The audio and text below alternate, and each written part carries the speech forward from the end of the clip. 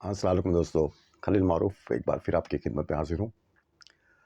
तो दोस्तों, ये आज की इस्लामिक फ़ाइल सेकंड में कर रहा हूँ और उसमें भी बहुत सारे, मुझे लगता है कि हर हफ्ते कुछ ना कुछ मुद्दे पैदा हो रहे हैं, पैदा किए जा रहे हैं। ये हमें सब देखेंगे आज इंशाल्लाह। तो दोस्तों, अ, शुरू करूँगा मैं। मुझे तो हँसी आती है, वो लोग ऐसे-ऐसे मौज़ू और मेरे जो दिमाग में होते हैं। मैंने आपसे दोस्तों 6 से 7 महीने पहले मैं आपसे ये बातें कह चुका हूँ कि बहुत सारे मुद्दे आएँगे, बहुत सारी चीज़ें उठेंगी। मैं आपसे कह चुका हूँ, आप देख लेना मेरी वीडियो पहले की। इस्लाम के खिलाफ साजिशें मैंने 1-2 की थी। अगर अब भी ना जागे तो 1, 2, 3 मैंने बहुत सारी कैसेट में आप हर बार मैं आपको बताता हूँ इसलिए कि आप उसको देखें, जो मैं कहना चाहता हूँ। और जो मैं उनको समझता हूँ, उनकी उन लोगों की क्रोनोलॉजी ये मैं समझता हूँ और मैं आपके सामने रखता हूँ।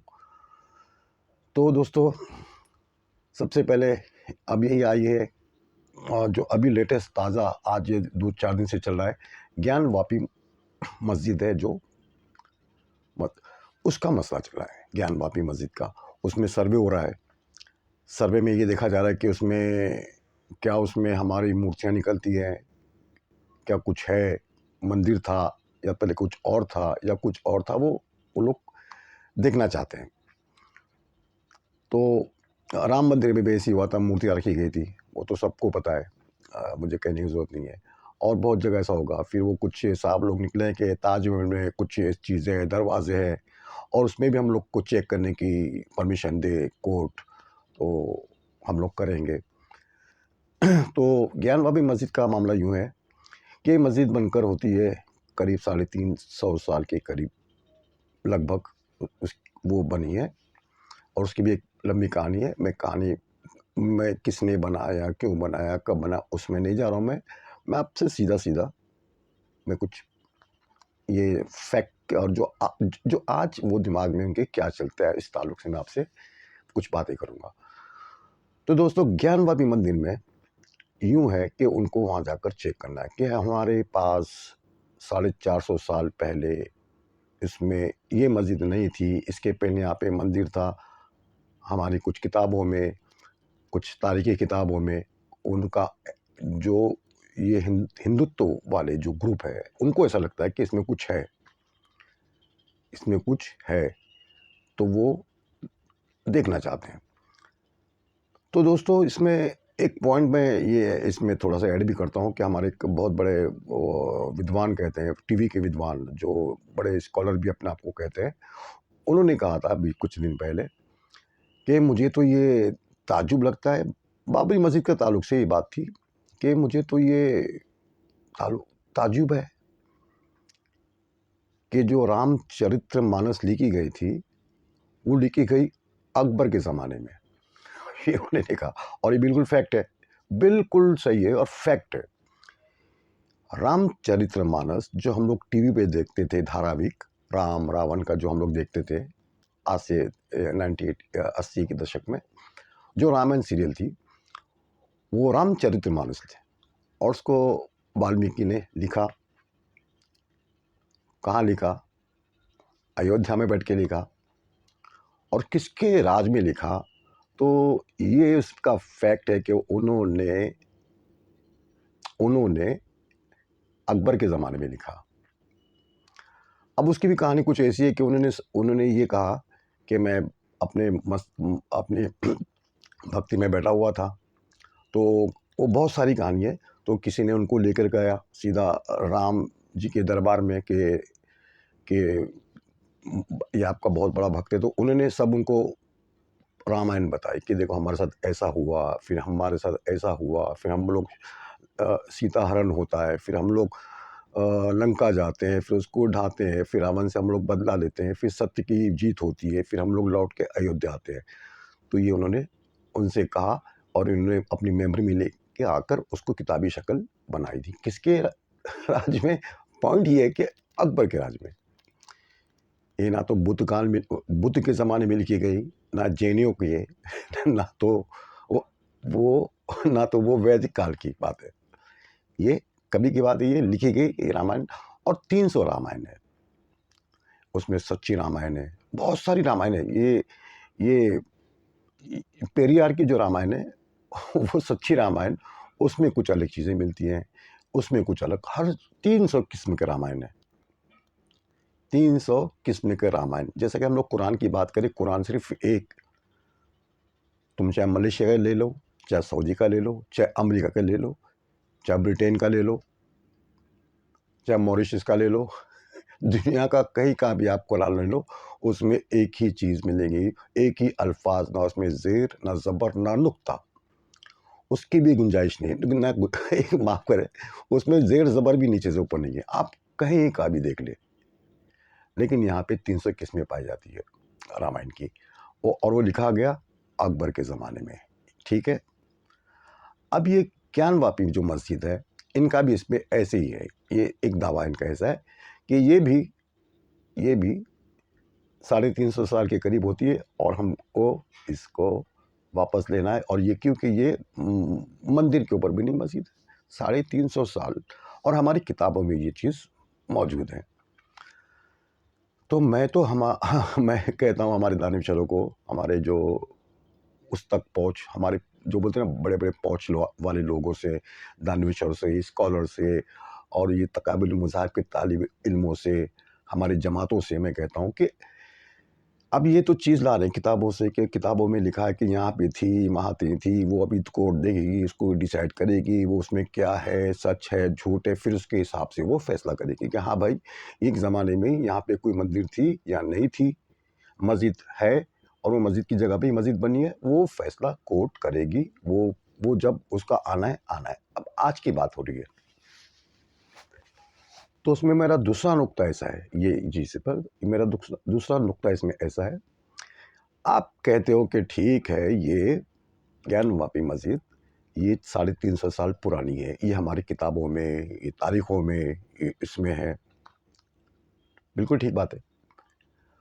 तो हम ये कहते हैं कि आपकी किताबों में, आपकी किताब कोई इसको चैलेंज करे, मैं कहता हूँ कोई इसको चैलेंज करे कि आप लोगों की किताबों में एक अल्लाह का जिक्र है, मिलावट,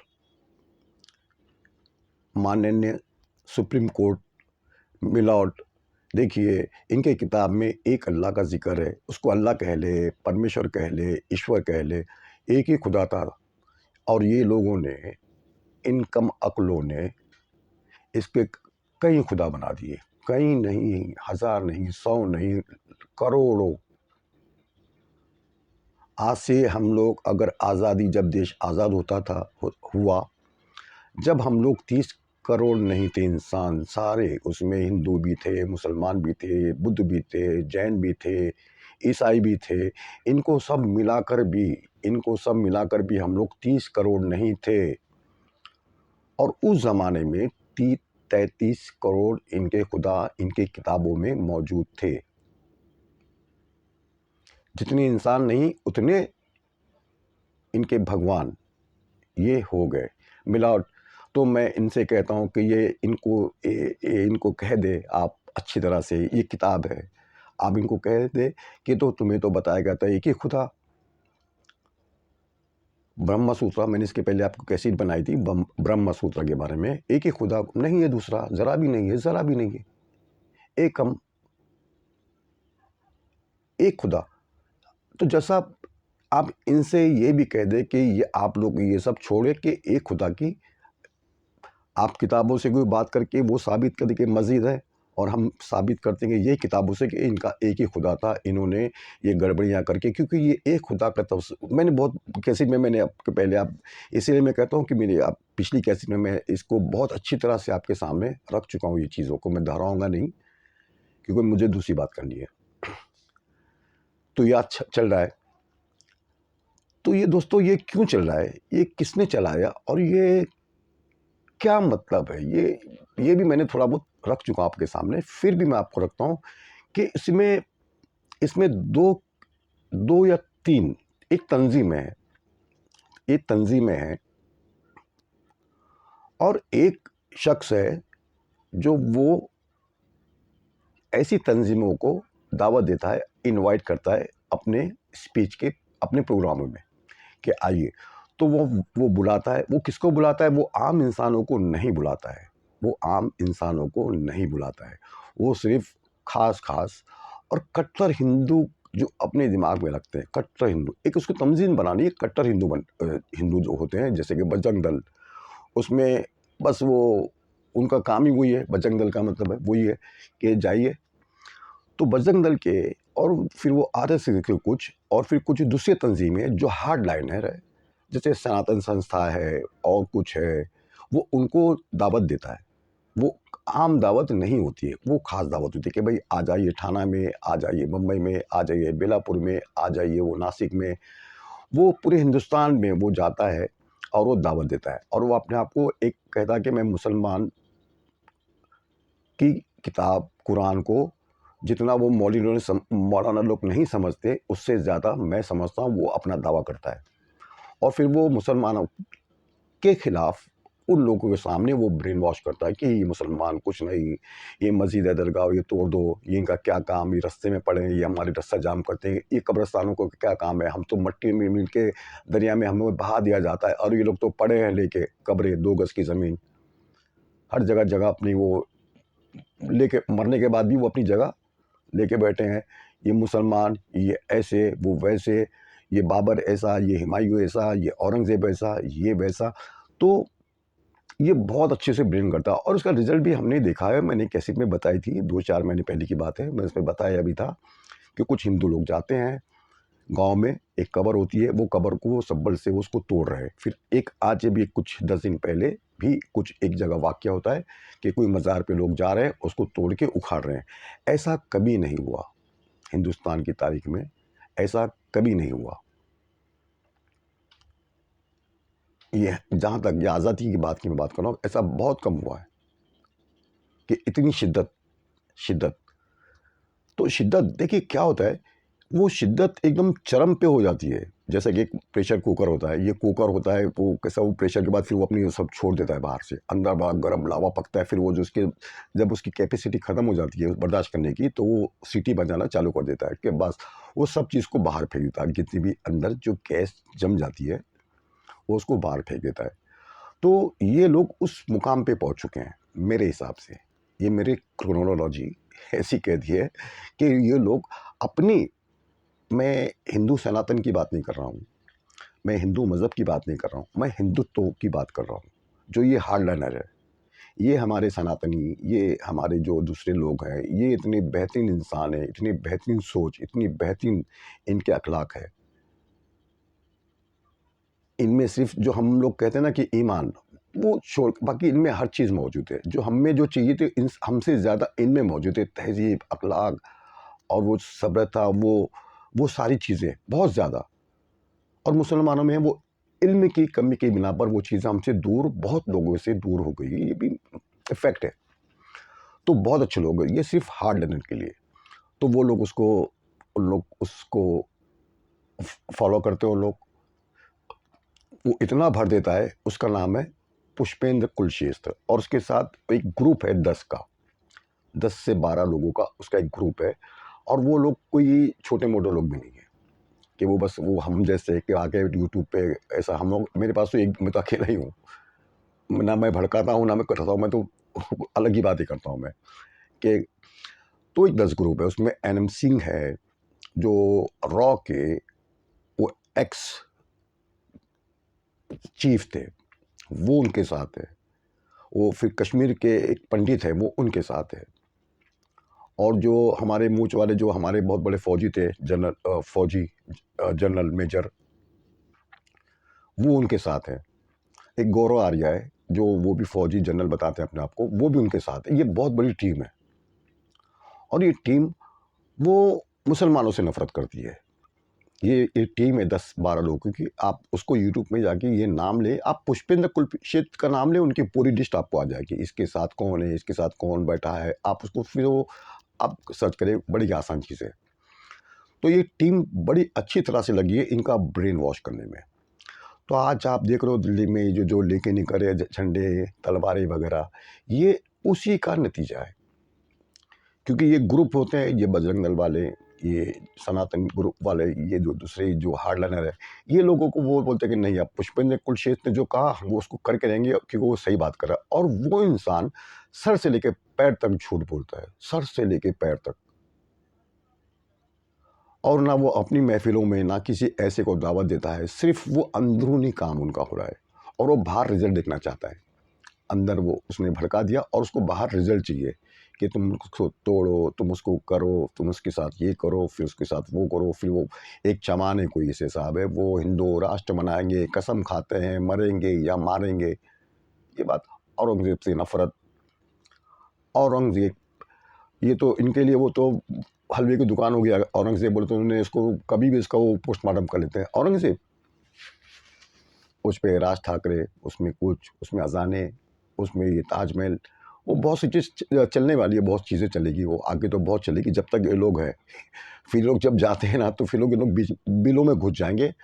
अब जब तक वो फिर देखिए वो बात की बात है, मैं आपको बाद में बताऊंगा वो इंशाल्लाह। फिर वो बिल में जाने के बाद वो क्या करते हैं, फिर जब वो जाएंगे फिर मैं आपके सामने इंशाल्लाह, अल्लाह ने मेरे को जिंदा रहा जब तक, तो मैं आपको वो भी बता के चले जाऊँगा इंशाल्लाह। ये पुष्पेंद्र जो कुलशेस्त्र है, ये लोगों को माइंड को मुसल मैं तो वो कहता है कि ये क्या मज़हब, इस्लाम मज़हब सबसे ऐसा मज़हब, औरतों के साथ देखो क्या करते हैं, ये देखो वो क्या करते हैं, वो क्या करते हैं, इनका इनका नबी ऐसा 7 साल से लड़की से शादी करता है, माज़अल्लाह वो ऐसा। ये काबे में ये तो हमारा काबा तो हमारा ही था, ये इसमें तो मूर्तियाँ थी। इनके बाप दादा ये थे। इमाम हुसैन को किसने मारा? इमाम हुसैन को क्या हिंदू ने मारा? पॉइंट, वो पॉइंट रखता है। इमाम हुसैन को किसने मारा?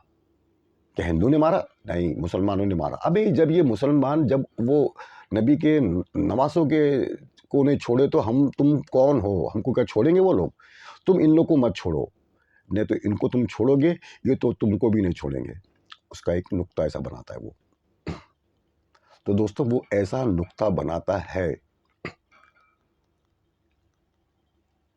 ये ऐसे नुक्ते। हज़रत अली को किसने मारा? मुसलमान ने मारा, नुक्ता बनाता है। हज़रत उमर को किसने शहीद किया? वो नुक्ता बनाता है। हमने नहीं मारा, मुसलमान ने मुसलमान को मारा। देखो इतने बड़े पद पे वो है, खलीफा है, और उसको आके एक मुसलमान ने मारा।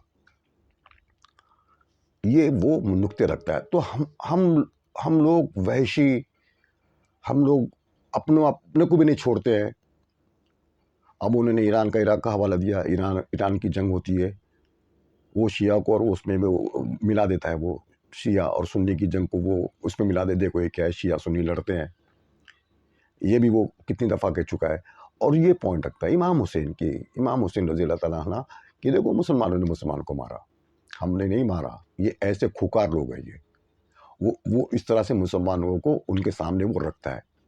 अब उसने क्या कुरान पढ़ा, क्या हदीसें पढ़ी, वो क्या पढ़ा, अब वो मुझे तो पता नहीं है। वो ना अपनी वो बायोग्राफ़ी बताता है। जहाँ तक हम लोग ने मैंने देखा हूँ, वो कहता है कि मैं पाकिस्तान में 20 से 30 साल तक वहाँ पे कोई उर्दू कुछ न्यूज़ था, उसमें वो सर्विस करता है, कोई एडिटर, मैनेजिंग एडिटर था। पता नहीं वो फिर कैसे इधर आ गया, वो कैसे उधर रहा इतना दिन तक, फिर वो कैसे इधर आ गया, वो एक राज़ है। वो पता नहीं उसी के पास वो राज़ है।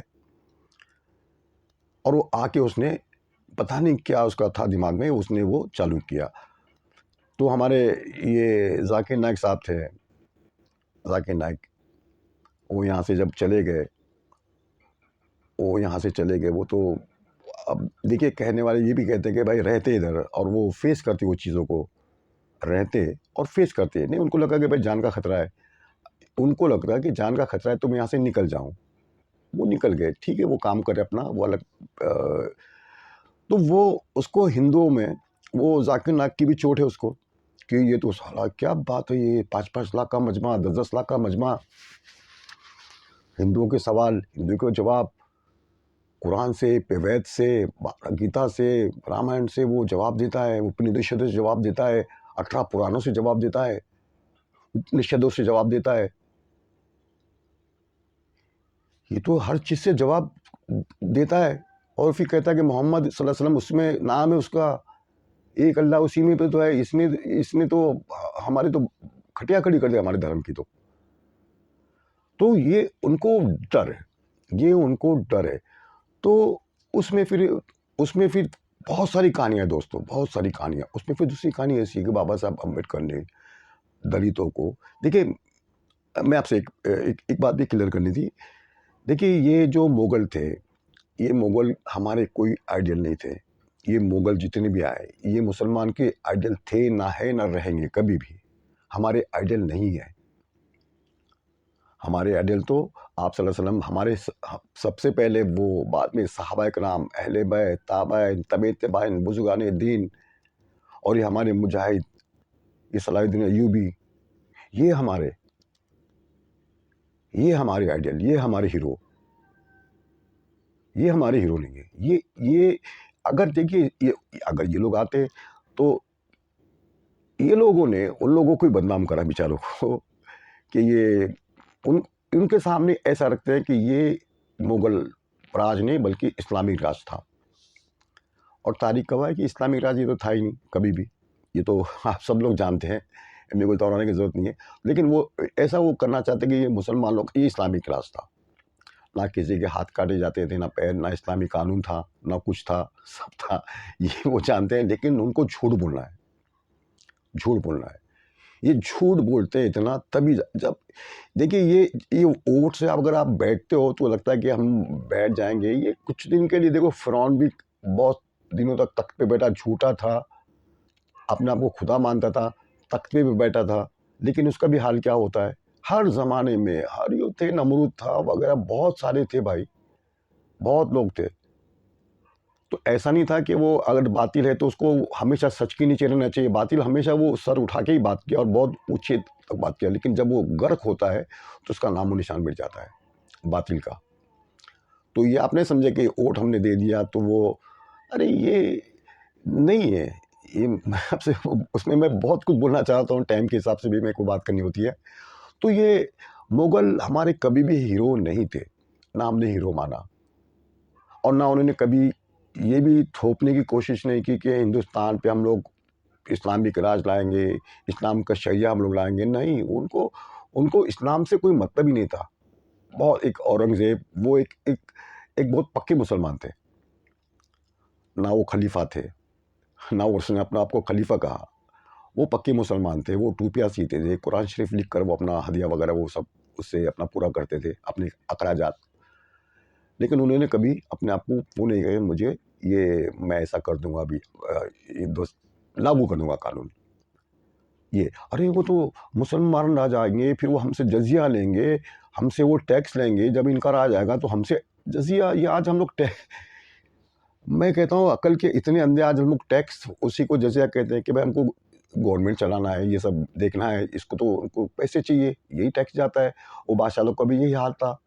वो लगान लेते थे, कोई टैक्स लेता था कि भाई आप तो दोगे तो ही ये सब ये काम होंगे ना। ये फ़ौज है, लड़ना है, झगड़ना है, कुछ पहले का माहौल अलग था, आपका माहौल अलग है। हमें अभी प्लेन खरीदने पड़ते हैं, रॉकेटें खरीदनी पड़ती है, बंदूकें, तोपें, ये चलती है। उस ज़माने में ऐसा अलग हिसाब था। अब वो लोग उस ज़माने को इस ज़माने से लाके जोड़ते हैं। ये कहाँ की अकल है, कहाँ की अकल है, कहाँ की अकल है। तो कभी नहीं हुआ, ये कभी हम लोग ने मुगलों से कभी भी हमारे आइडियल ना थे, ना है। आज इन लोग मुगलों को ला रहे हैं। देखिए, इस्लाम को ला सकते थे, लेकिन इस्लाम की आड़ में उन्होंने मुगलों को चुना। क्योंकि अगर हम लोग इस्लाम को लेंगे, देखिए उनमें भी बहस चलती होंगी, मैं उनकी क्रोनोलॉजी आपके सामने रख रहा हूँ। इस्लाम को वो बात कर सकते थे, इस्लाम के बारे में बात रख सकते थे, लेकिन नहीं रखी। उन्होंने इस्लाम की आड़ में मुगलों को सामने लाके खड़ा कर दिया। ये मुगल हमारे हीरो, ये मुगल ये इनको हीरो बना के रख दिया सामने कि इनका दिन भर जितना फजीती करते रहो, तो टीवी डिबेट पे वही, ये तो औरंगज़ेब हो गया, ये तो औरंगज़ेब की बात करता है, ये तो औरंगज़ेब बाबर की औलाद, वो तो उसकी औलाद। वो उनको उसी में उन लोगों ने रखा। हाँ, इस्लाम की जब बात चलेगी तो फिर ये जो 57-58 ममालिक हैं, फिर ये तो हमको छोड़ेंगे नहीं, ये तो हमको छोड़ेंगे नहीं। तो इसलिए बेहतर है कि हम लोग ये मुगलों से काम चला लें। तो ये लोग मुगलों से काम चला रहे हैं, और हम लोग मुसलमान, हिंदुस्तानी मुसलमान, हमारे स्कॉलर ये कहने से, ये मैं तो कहता हूँ क्यों नहीं कहते हैं कि भाई हमारे ये आइडियल नहीं है, ये हमारे आइडियल नहीं है। आप मुझे बता दें, हिंदुस्तान में क्या कोई बाबर कॉलेज है, औरंगज़ेब कॉलेज है? अकबर कॉलेज है, आप मुझे बता देना। हुमायूं कॉलेज है, हुमायूं यूनिवर्सिटी है, मुझे आप बता दें। टीपू सुल्तान यूनिवर्सिटी है, टीपू सुल्तान कॉलेज है, टीपू सुल्तान स्कूल है, वो है, ये नहीं है। टीपू सुल्तान हमारे आइडियल थे। उन्होंने हिंदुस्तान में पैदा होते हैं, हिंदुस्तान, और वो जंग लड़ते हैं अंग्रेज़ों से। वो हमारे थे, वो हमारे आइडियल है। ये हमारे आइडियल नहीं थे, ये इस तरफ वाले, दिल्ली की तरफ वाले, तख्त वाले, मैं मैसूर की बात कर रहा था।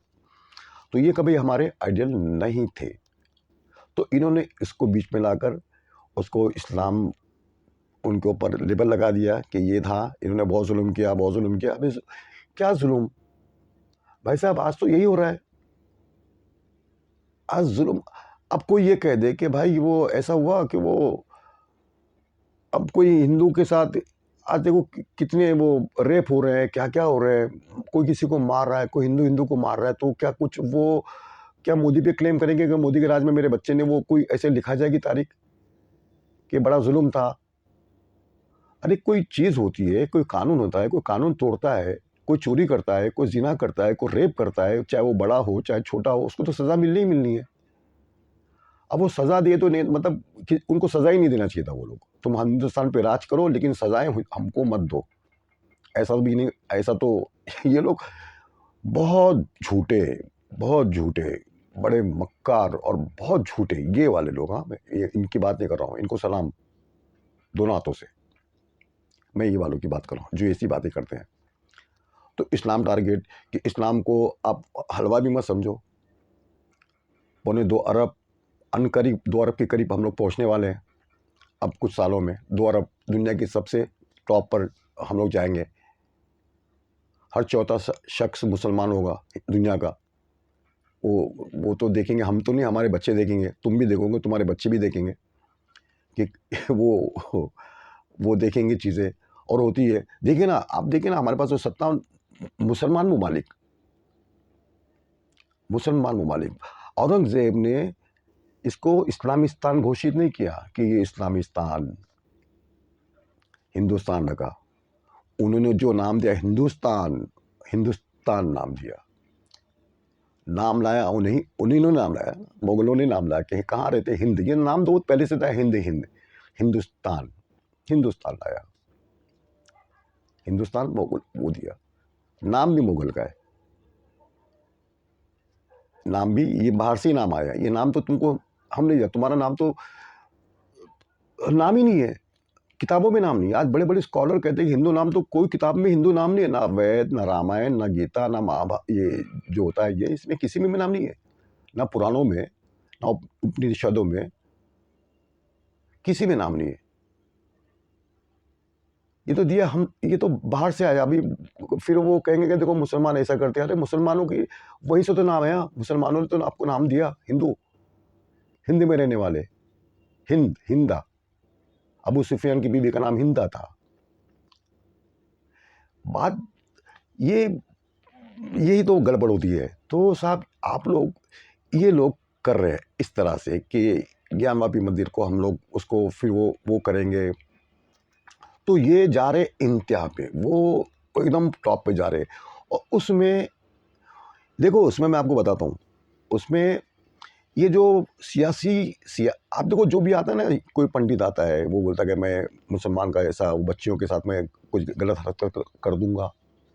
कोई आता है कि मैं ये सर तोड़ दूंगा, कोई आता है कि मैं मुंह फोड़ दूंगा उसका, कोई आता है कि मैं उसको ऐसा कर दूंगा, मैं उसको वैसा कर दूंगा। बहुत सारे आते हैं नए नए, रोज़ एक हफ्ते में 2-3 पैदा हो जाते हैं ऐसे ऐसे नए नए। फिर चलो और 1-2 दिन पब्लिसिटी हो जाएगी टीवी पर तो मशहूर हो जाएंगे। इस तरह से इस लोग आते हैं। अच्छा, ये लोग कहाँ से आते हैं? ये लोग, ये जो है ये तंजीम, ये लोग उनको बना देते हैं, फोकट में बैठ जाओ, ये चौला ओढ़ लो, और अब तुम आप यहाँ से शंकराचार्य, तुम ये मंडलेश्वर, महामंडलेश्वर, तुम ये बन गए, तुम आचार्य बन गए, तुम ऐसा बन गए, तुम वैसा बन गए। ये लोगों को इन लोग पेश करते हैं कि जाइए बोलिए आप, क्योंकि तुम हमारे बनाए। वो जो मेन शंकराचार्य पुरी के, वो कहते हैं कि इन्होंने इतने फर्जी साधुओं को बना दिया, ये संघ के, ये आरएसएस के साधु है सब। ये आपको ये कड़वी जबान बोलते हैं ना, ये सब ये आरएसएस के साधु है। और जिसकी ये जबान मीठी हो गई, किसी के लिए उसके में वो जहर नहीं होगा, किसी के भी लिए वो असली हिंदू, असली साधु वही होगा। मैंने आपको पहले कैसे में बताया भी था कि असल साधु हिंदू कैसा होता है और ये नकली कैसे होता है। ये इनके बनाए हुए थे और बेचारे आज कितनी तादाद में आज ये बनाए हुए जो है सब आज बेचारे जेल में हैं। मैंने कितना बार आपको नाम गिना दिए उनके, कितने जेल में अभी। और टॉप के आज कम से कम टॉप के बड़े 10 साधु आज जेल में। मैं एक नाम नहीं लूँगा टाइम के बिना आपको देकर। बड़े टॉप के साधु आज जेल में बैठे हैं। किसी ने रेप किया, किसी ने ज़्यादातर रेप के। मालो दौलत तुमको ऐसे ही मिल जाता है। तो ये हिंदू मज़हब भी नहीं है। ये हिंदू मज़हब ऐसा नहीं कहता है। ये भाई आपको साधु है, तुमको रहना है, ब्रह्मचार्य करना है, तुमको ज़िंदगी भर शादी नहीं करनी है, मत करो। फिर तुम साधु भी बनोगे, फिर उसको कमरे में बुला के उसके साथ ऐसी गलत हरकत भी करोगे। ये क्या इसको कहा जाएगा? इसे क्या ये देखो ना आप ये। जबकि इस्लाम में बच्ची जब 8 साल की हो जाती है, 7 साल की, 8 साल की, यहाँ आज की तारीख की, मैं आज की दिन की इंडिया की बात कर रहा हूँ, तो उसको माँ बाप से अलग सुलाया जाता है कि नहीं वो बच्ची अलग सो गया, वो उसको अलग सुलाया जाता है, वो बाजू में नहीं सो सकती। वो कितने हम लोग उसको रिस्पेक्ट देते हैं और उसकी जो होती है कुदरत की जो नेचर, जो फितरत होती है, उसको हम लोग फॉलो करते हैं। नेचर, फितरत को फॉलो हम लोग करते हैं। और आप लोग ये देखिए, शादी नहीं करेंगे, शादी नहीं करेंगे ज़िंदगी भर, हम लोग ऐसे ही बैठे रहेंगे, मगन हो जाएंगे। फिर किसी को वो फतवे, वो मुंह से इसको भी ख़त्म करो, उसको भी ख़त्म करो, शादी भी नहीं करेंगे, फिर वो बच्चे भी पैदा करो। बवाल वही कर रहे हैं, अनाउंस वही कर रहे हैं कि जाओ हिंदू लोग 10-10, 20-20 बच्चे पैदा करो, 2-2, 4-4 बच्चे पैदा करो। क्योंकि ये लोग बहुत बच्चे पैदा कर, वो अलग डिबेट जाएंगी कि मुसलमान 4 बीवियाँ 40 बच्चे। मुझे रिकॉर्ड बताओ ना भाई, कोई रिकॉर्ड निकाले। वो मैं रिकॉर्ड देख कर दंग रह गया कि हमसे ज़्यादा उनमें चीज़ें हैं। हमारे में रखेल रखना भी वो उसमें गुनाह है। रखेल होती है ना, रखेल एक औरत रहती है, फिर बाहर में उसको धोखा देकर फिर वो बाहर वाली औरतों से रंग रलिया जो मनाते हैं उसको रखेल कहा जाता है। और वो भी मुनासिब, वो भी उसका तनासुब कम है मुसलमानों में। इनसे इनसे हमसे ज़्यादा उनमें है। ये तो अब कम हुआ, वो आप उस और ज़माने में जरा ऊपर जाते थे, इसका तो और ज़्यादा थी। आज तो बहुत ज़माना खुल गया है। उस ज़माने में तो बहुत तादाद थी। वो ठाकुर लोग, उनके इतने, वो तो मैं नहीं जाऊँगा, वो फिर वो बहस वो दूसरी हो जाएगी, वो कड़वी बात होती है, मैं नहीं कहना चाहता हूँ। वो अच्छा नहीं लगता मुझे ये कहने के लिए सब ये तंज़ वगैरह एक दूसरे के ऊपर।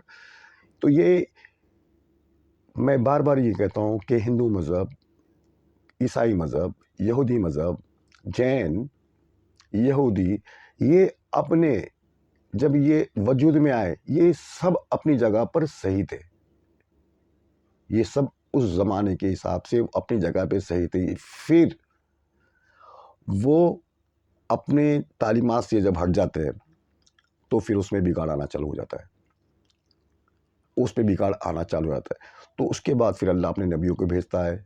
इन लोग दूध कहते हैं, दूध को इन लोग दूध कहते हैं, और हम लोग रसूल नबी हमारे आते हैं, उसको फिर सीधा करते हैं कि भाई ये कहाँ तेरे रास्ते पे जा रहे हो। फिर मूसा अलैहिस्सलाम के सामने, अब आप बताइए ना कि मूसा अलैहिस्सलाम जब जाते हैं कोई तौर पर कि मैं जाता हूँ और 30 दिन का चिल्ला करता हूँ, और जब तक तुम ए हारून इनको सब देखो, ये कबीलों को, बहुत लंबी कहानी है ना वो तो।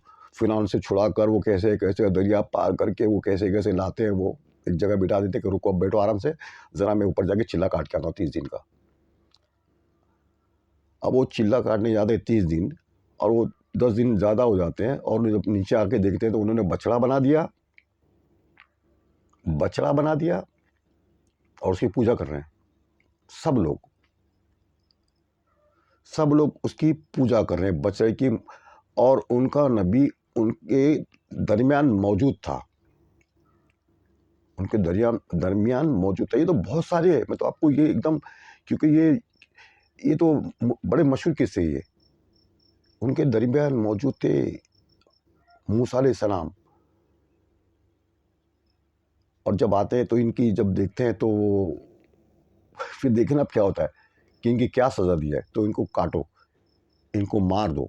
ये एकदम वहाँ क्या बात आ रही है। मैंने कहा था एक खुदा, मूसा अलैहिस्सलाम की बात बताऊँ, अगर मेरा कोई हिंदू भाई ऐसा देखता होगा तो आप ये यहूदी से पूछ लेना या उनकी बाइबल्स में चेक कर देना, ये किस्सा मूसे 10 कमांड में देख लो ना, सीधी-सीधी बात छोड़ दो सब। 10 कमांड देख लो, उसमें वो चीज़ आई है, बछड़े वाली चीज़, कहानी उसमें है उसमें। तो एक दूसरे को मारा, उनको ख़त्म, इनकी सज़ा क्या है? इनकी सज़ा है कि इनको ख़त्म कर दो, इनको मार दो। ये लोग अपनी फितरत से बाज नहीं आएंगे। किस चीज़ की बाज नहीं आएंगे? ये मूर्ति पूजा, कि एक अल्लाह को छोड़ के तुमने ये सामान, ये चीज़ों को, एक पीतल की चीज़ को तुमने ढाल दिया, उसको कुछ बना दिया और उसको तुमने अपना रब बना दिया। रब, ये अल्लाह को पसंद नहीं है और वही काम ये करते हैं। तो इनकी सज़ा क्या होनी थी? वो माफ़ी मांग के वो चुप बैठ जाते, जान की खैर अमान, माफ़ चाहते, माफ़ी नहीं, इनको ख़त्म, क्योंकि मैं मौजूद हूँ। मैं इतनी मुश्किलों से फ़िरौन से, तुम लोग के लिए, मैं फ़िरौन ने मुझे अब शहर बदर कर दिया, वहाँ मैं रहा, फिर वहाँ से मैं तुमको लेने के लिए यहाँ आता हूँ। इतनी मुसीबतें से कैसे कैसे वो दरिया का चीर कर मैं तुमको निकाल के लाता हूँ सीना में, और जना मैं अल्लाह की हुजूर जरा जाके मैं सुकून से कुछ 30 दिन का चिल्ला काटने गया और तुम उस बीच में शुरू हो गए, अपनी हरकतों पे आ गए। तो ये चीज़ थी। तो ये तो अभी का है, अभी ये लोग तो कहते, हम तो और उनसे 1-2 हज़ार साल पुराने। तो नबी की मौजूदगी में ये हाल था, फिर इनके पास किताब आ जाए तो फिर इन्होंने वो किताब का क्या हाल किया। लेकिन उसमें आप ये देख लें कि उसमें बहुत सी सारी मिलावट होती है, बहुत सारी चीज़ें अपनी तरफ से कोई लिखता है, नहीं समझ में आती, वो चीज़ ऐसा ऐड करते हैं। वो बहुत जगह हुआ है उसमें, उसमें ईसाइयों में भी ऐसा, यहूदियों में भी ऐसा हुआ, तो यहाँ भी ऐसा हुआ। तो इन्होंने भी मिलावट की। अच्छा, इतनी मिलावटों के बावजूद वो चीज़ वैसी की वैसी यहाँ पर है, एक खुदा उनकी किताबों में मौजूद है। एकम ब्रह्म द्वितीया नास्ति नेहा नास्ति किंचन, उसमें मौजूद है। ये इनका बताओ ना, ब्रह्म सूत्र क्या होता है, वो आपको बताएंगे। एक ये जो चीज़ है, ये एक अल्लाह, उसमें बहुत है। चाँद सूरज किसने बनाए? चाँद परमेश्वर ने चाँद सूरज बनाए। ये सब किसने बनाए? ये परमेश्वर ने बनाए। मेरे पास किताब है, इंशाल्लाह मैं आपको दूसरी बार कम से कम 20 से 25 लिस्ट है उसकी मेरे पास। मैं आपको इंशाल्लाह कभी मौका निकलता तो मैं आपको पूरा बताऊंगा कि भाई सिर्फ एक ही बार आएगा, कितनी बार उसमें अल्लाह का जिक्र आया। एक खुदा, उसकी कोई मूर्ति नहीं, उसकी कोई वो ला शरीक अल्लाह, ना कोई उसका औलाद है, ना उसका कोई, बिल्कुल क्लियर कट। मैं आपको इंशाल्लाह कब बताऊंगा। तो ये लोग हटे हुए, अब वो उनको इन लोग ये पेश करें कि हम लोग बहुत पुराने और हम लोग सच्चे, हम लोग बहुत पुराने और हम लोग सच्चे। अब ये बात आती है, यानी फ़िएट अच्छी है, आज की वो बोलेरो वोलेरो जो भी गाड़ियाँ आती हैं, मुझे पता नहीं नाम क्या-क्या है, वो मतलब फ़िएट अच्छी है। मतलब मैं फ़िलॉसफ़ी में बात कर रहा हूँ, फ़िएट अच्छी है, एम्बेसडर अच्छी है इनकी। जो गाड़ी आप देख लो, नाम मेरे को तो पता नहीं नाम, मेरी बाइक का नाम याद है मुझे बस। तो उनसे पूछ लो कि क्या है। तो ऐसा देखो, ये फ़िलॉसफ़ी में माफ़ करना, मैं तो इतना ये कुछ इसका ये भी सही नहीं था इसका हिसाब। लेकिन ऐसा नहीं होता है, यहाँ पे आप वो लेबल लगा के बैठोगे हम पुराने, वही में हम लोग देखिए अल्लाह की इतनी बड़ी ये ये सबसे ज़्यादा कहाँ हो रहा है, ये चीज़ें, ये हिंदुस्तान में हो रही है। ये तो हम जानते हैं, हम लोग फेस कर रहे हैं। पहली उम्मत और ये आखिरी उम्मत, अल्लाह ताला ने इसको रखा है, इनमें बहुत चलेगा। ये अभी ये अपनी उरूज पे नहीं पहुँचा, ये अभी ये शुरुआत हुई है। मेरी आप बात को याद करके नोट करना, मैंने इंशाल्लाह, पता नहीं, आप याद करके इसको रखना कि ये अभी ये शुरुआत हो रही है। ये जब उरूज पे पहुँचेगी तो क्या निकलेगा उसमें से? उसमें से सिर्फ एक खुदा निकलेगा। ये जो ये देखिए, एक टाइम हो रहा है, फिर एक लड़ेंगे, ये हट जाएँगे, फिर बहस करने वाले आएँगे, फिर कुछ और लोग आएँगे, फिर वो दूसरे लोग आएँगे, फिर बोलेंगे ऐसा कैसा, फिर वो करोड़ों इंसान जो वो मानकर मर गए, उनका क्या? उनका ज़िम्मा कौन लेगा? उनके ईमान का ज़िम्मा कौन लेगा? ये लोग नहीं लेंगे, क्योंकि इनकी फ़िलॉसफ़ी ऐसी बनी है कि हमको आप बड़ा मान लो, हमारे हाथ पैर दबाओ, हमें नवाज़ो, मंदिरें बनते हैं, इनके सब वज़ीफ़े यहीं से चलते हैं। हाँ, मंदिरें बनाओ, मंदिरें बनाते हैं क्योंकि मंदिरों में वज़ीफ़े बड़े अच्छे आते हैं। और इल्ज़ाम महमूद गज़नवी पर कि वो लूटता है। अबे लूटता है, आप मंदिर बनाते हो, मंदिर को नीचे उसके तहख़ाने बनाते हैं, वो जितना दान दक्षिणा आती है उसमें आप जमा करते हो और अपने लोगों को खुशहाल रखने के लिए उसको बाँटते हो, ऐश करते हो। वो तो ये कहते हैं ना कि इनके पास खज़ाना बहुत है, तो खज़ाने फिर एक बार वो लूट के चले जाता भी है, लूटा भी उसने। फिर वो फिर इन्फॉर्मेशन मिलती है कि फिर खज़ाने भर गए, फिर वो आता है, फिर लूटता है, फिर आता है, फिर लूटता है। अभी यही कहते हैं, ये लोग ही कहते हैं कि 17 बार लूटा, 17 बार, 17 बार खज़ाने। अरे भाई 1 बार, 2 बार, फिर वही हरकत। तो तुमको खज़ाने भरने सिर्फ़, किसके लिए? किसके लिए खज़ाने भरने हैं आपको? आपको अपनी ऐश के लिए खज़ाने भरने हैं। हम लोग हम लोग ऊँची जाति वाले, हम लोग बहुत ऊँची जाति वाले, हम लोग टॉप वाले और हम लोग कई अधिकार है ऐश करने का। ये जातियाँ बना के मैं इसको इंशाल्लाह कभी दूसरी बार मुस्लिम फ़ाइल में बताऊँगा। ये जातियाँ बनाते हैं ना जातियाँ, आप कोई साइंटिस्ट से पूछ लें कि हम लोग ऊँची जात वाले हैं। फिर बोले नहीं आप ये छोड़ दो सब। आप इसकी देखिए मज़हब होना चाहिए जो साइंटिफ़िक होना चाहिए। आज लोग बोलते हैं ना कि भाई साइंटिफ़िक बात होनी चाहिए तो हम लोग मानेंगे, नहीं तो अनसाइंटिफ़िक किक मारो उसको, नहीं चाहिए हमको ये। तो साइंटिफ़िक बात ऐसी है कि आप कोई साइंसदान से आप एक सवाल रखो कि भाई मुझे ये बताएं कि इंसान कोई इंसान या आप चले जाओ उस ज़माने में उस ज़माने में पत्थर वाले ज़मानों में चले जाइए, बहुत पुराने ज़माने में चले जाइए, 10,000 साल, 15,000 साल, 20,000 साल उनके हिसाब से जाइए और इनके हिसाब से 1 डेढ़ अरब साल, चलो आप 1.5 अरब साल पहले जब मारते इनके हिसाब से, और हमें वहाँ से कहीं ये ला के दिखा दे कि इंसान पहला जो इंसान ब्रह्मा जो थे उन्होंने एक को अपने मुँह से पैदा किया, एक को जांग इधर से हाथों से पैदा किया, चेस्ट से पैदा किया, एक को जांघों से पैदा किया और एक को पैर से पैदा किया। 4 जाति बनाई है चारों जगह से, मुँह से। ये कैसे होता है? मुँह से कैसे होता है? इंसान पैदा हो जाएँगे। ये चेस्ट से कैसे इंसान पैदा हो जाएगा? ये चाँदों से कैसे? और ये पैर से शुद्ध ये कैसे? उसको बोले भाई हमें आप ज़रा इसका रिसर्च करके बता दो। आप ये सवाल रखिए उसके सामने वो भी जवाब नहीं दे पाएगा वो। अनसाइंटिफिक है ये। लेकिन वो श्रद्धा बनी है। अब श्रद्धा थोपी किसने? श्रद्धा ये लोगों ने श्रद्धा बना दी कि भाई ये ऐसी हमारी गाड़ी चलेगी। हमें बताया गया कि हमारा जो पहला बाप है वो है आदम। ईसाइयों से आप पूछे वो कहेंगे कि हमारा सबसे बड़ा पहला बाप है आदम। यहूदी से पूछे, यहूदी जो तुम्हारे खास दोस्त हैं उनसे पूछो कि यहूदी से कि तुम्हारा पहला बाप कौन है? वो कहेंगे कि आदम। दुनिया के अगर 4 मज़हब ये हिंदू, यहूदी, क्रिश्चियन और मुस्लिम, ये 4 मज़हब आप पकड़ लो, ये बड़े मज़हब, इनको पूछ ले आप कब आप ये 3 कहेंगे जो बड़े मज़हब है। मुसलमान 2 अरब के करीब, ये क्रिश्चियन 2 अरब, ये छोटे हैं ब्राह्मण इतने ही है, तो कितने? तो कहेंगे हमारा बाप वो आदम। बहुत बातें दो दोस्तों, तो ये कैसी मेरे को टाइम देखकर मुझे तो घबराहट होती है कि लोग बोर न हो जाए। तो इंशाल्लाह और मैं इसी के ताल्लुक से मैं डबल टिपल जितनी भी चलेगी तो इंशाल्लाह मैं आपके सामने और रखते जाऊँगा। तो अपना ख्याल रखें और अस्सलाम वालेकुम दोस्तों, ठीक है?